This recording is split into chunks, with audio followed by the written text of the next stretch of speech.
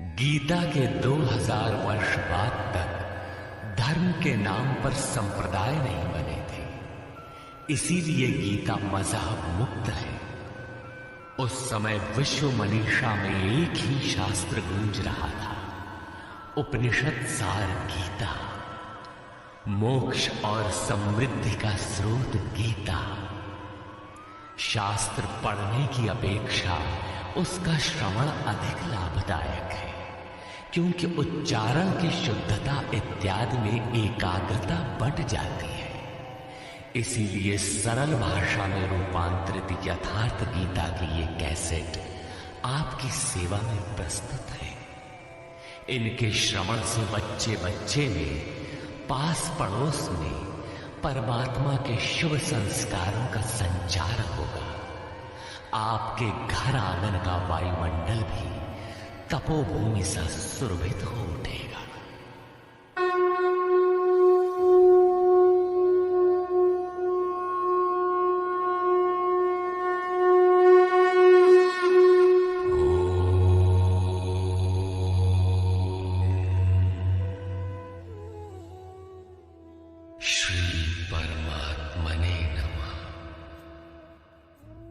यथार्थ गीता, श्रीमद् भगवत गीता, अथाष्टमोऽध्याय। 7वें अध्याय के अंत में योगेश्वर श्री कृष्ण ने कहा कि पुण्य कर्म अर्थात नियत कर्म, आराधना को करने वाले योगी संपूर्ण पापों से छूटकर उस व्याप्त ब्रह्म को जानते हैं। अर्थात कर्म कोई ऐसी वस्तु है जो व्याप्त ब्रह्म की जानकारी दिलाता है। उस कर्म को करने वाले व्याप्त ब्रह्म को, संपूर्ण कर्म को, संपूर्ण अध्यात्म को, संपूर्ण अधिदैव, अधिभूत और अधियज्ञ सहित मुझको जानते हैं। अतः कर्म कोई ऐसी वस्तु है जो इन सब से परिचित कराती है। वे अंतकाल में भी मुझको ही जानते हैं। उनकी जानकारी कभी विस्मृत नहीं होती। इस पर अर्जुन ने इस अध्याय के प्रारंभ में ही उन्हीं शब्दों को दोहराते हुए प्रश्न रखा। अर्जुन उवाच।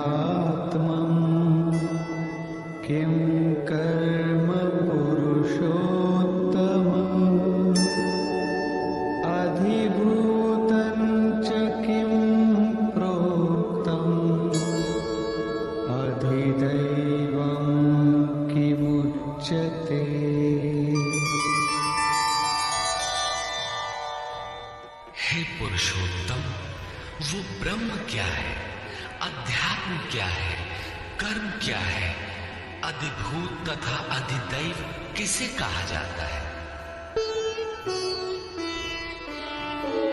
अधियज्ञ कथम गोत्र देहेऽस्मिन् मधुसूदन प्रयाणकाले च कथं ज्ञेयोऽसि नियतात्मभिः। हे मधुसूदन, यहाँ अधियज्ञ कौन है और वह इस शरीर में कैसे है? सिद्ध है कि अधियज्ञ अर्थात यज्ञ का अधिष्ठाता कोई ऐसा पुरुष है जो मनुष्य शरीर के आधार वाला है। समाहित चित्त वाले पुरुषों द्वारा अंत समय में आप किस प्रकार जानने में आते हैं? इन 7 प्रश्नों का क्रम से निर्णय देने के लिए योगेश्वर श्री कृष्ण बोले।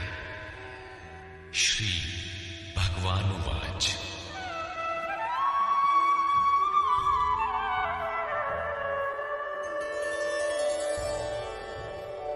अक्षरं ब्रह्म परमं स्वभावोऽध्यात्ममुच्यते।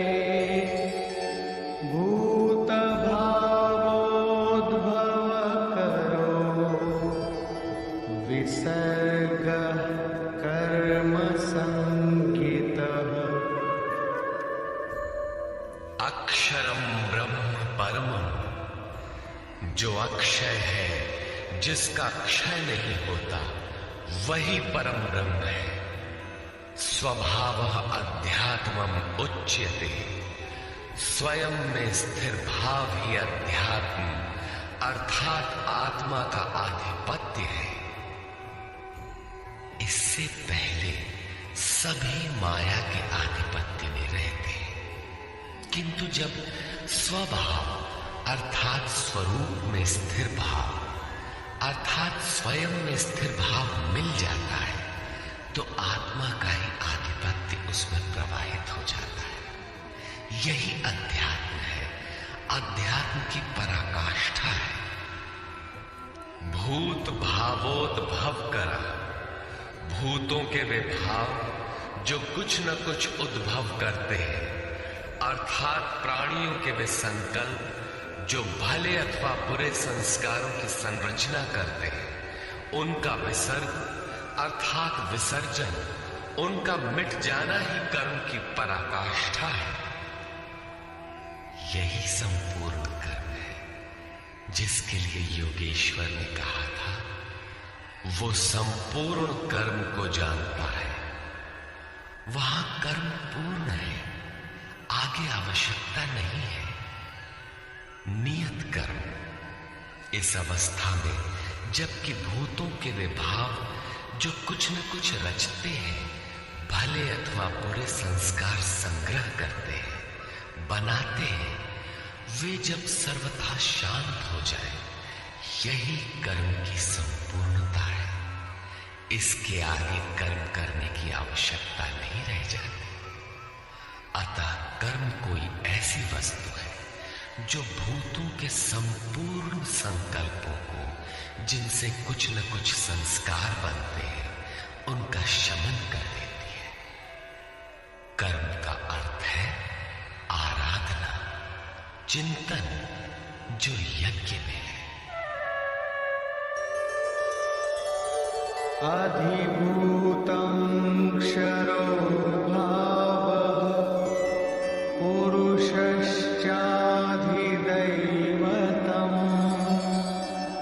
अधियज्ञोऽहमेवात्र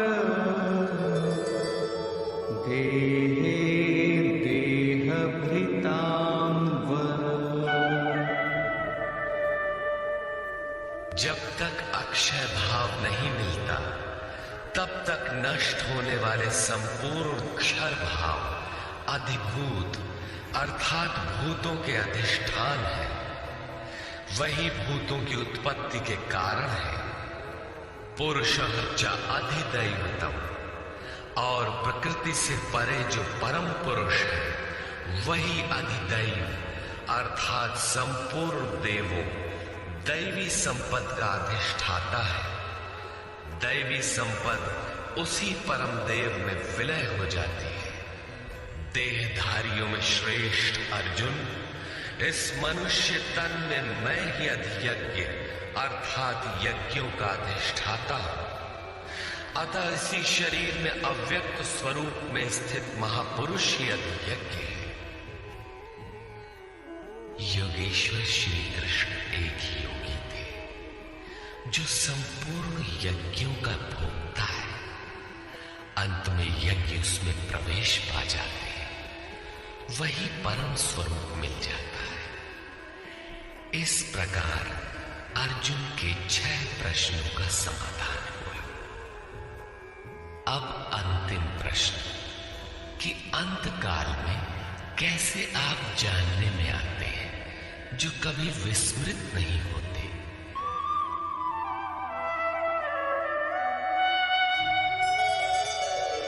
अन्तकाले च मामेव स्मरन् मुक्त्वा कलेवरम् यः प्रयाति समद्भावम्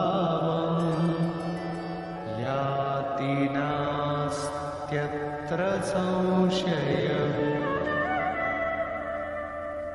योगेश्वर श्री कृष्ण कहते हैं, जो पुरुष अंतकाल में अर्थात मन के निरोध और विलय काल में मेरा ही स्मरण करते हुए शरीर के संबंध को छोड़ अलग हो जाता है, वो मद भाव साक्षात मेरे स्वरूप को प्राप्त होता है, इसमें संशय नहीं है। शरीर का निधन शुद्ध अंतकाल नहीं है। मरने के बाद भी शरीरों का क्रम पीछे लगा रहता है। संचित संस्कारों की सतह के मिट जाने के साथ ही मन का निरोध हो जाता है, और वो मन भी जब विलय हो जाता है तो वहीं पर अंतकाल है, जिसके बाद शरीर धारण नहीं करना पड़ता। ये क्रियात्मक है, केवल कहने से वार्ताक्रम से समझ में नहीं आता। जब तक वस्त्रों की तरह शरीर का परिवर्तन हो रहा है, तब तक शरीरों का अंत कहां हुआ।